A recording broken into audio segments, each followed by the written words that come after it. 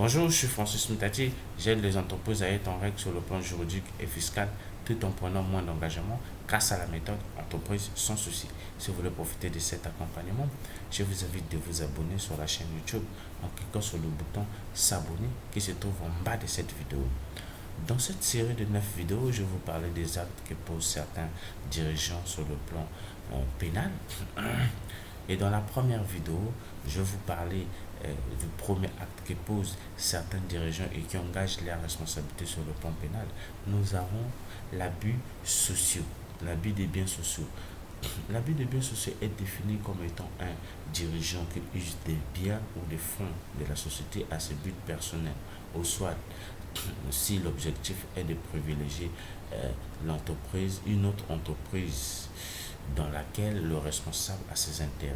Nous avons par exemple le détournement de fonds de la société, c'est un délit des biens sociaux. Cela engage la responsabilité du dirigeant sur le plan pénal. Nous avons le fait que le dirigeant recommande aux travailleurs d'effectuer les missions qui ne sont pas de la société. Cela engage la responsabilité du dirigeant sur le plan pénal. Nous avons un autre acte qui est le fait que le dirigeant perçoit une rémunération excessive.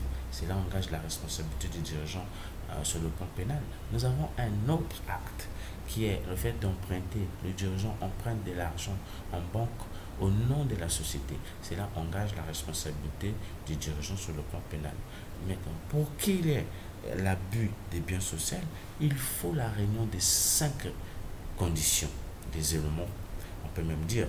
Selon l'article en quoi l'article 891 de l'acte uniforme quadra relatif aux sociétés commerciales et au groupement d'intérêt économique, qui dispose que pour qu'il y ait l'abus social et de l'abus des biens sociaux, il faut la réunion des 5 éléments. Nous avons en premier lieu le dirigeant, nous avons en deuxième lieu la mauvaise foi, en troisième, user des biens et des fonds de l'entreprise. Nous avons la quatrième qui est dans un sens contraire.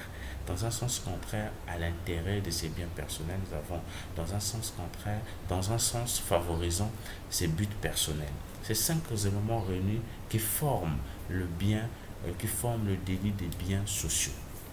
Ainsi dit, nous avons les conséquences de ces actes.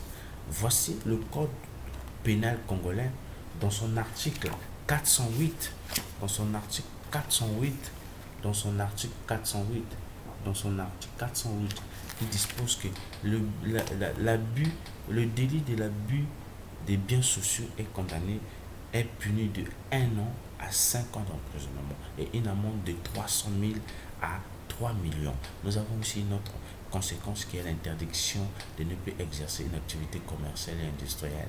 Nous avons une autre conséquence, c'est de ne plus gérer l'entreprise, l'interdiction de ne plus gérer l'entreprise. Nous avons une autre conséquence qui est le changement d'un autre dirigeant. Voici dit, la question qui se pose, c'est de comment éviter tous ces actes. Pour éviter tous ces actes, il faut entourer tout au long de la vie de l'entreprise par des personnes qualifiées dans les affaires de gestion et de commerce. Nous avons aussi une autre solution qui est la communication de tous les comptes, la communication des comptes de tous les responsables de l'entreprise. Nous avons le recrutement d'un commissaire aux comptes qui étudiera les finances de l'entreprise. Ainsi dit, je vous offre la suite de ces détails dans la méthode entreprise sans souci. Pour savoir plus, posez-moi des questions dans la description de cette vidéo ou soit m'appeler par téléphone ou par mail. Mes contacts vont s'afficher à la fin de cette vidéo. Merci.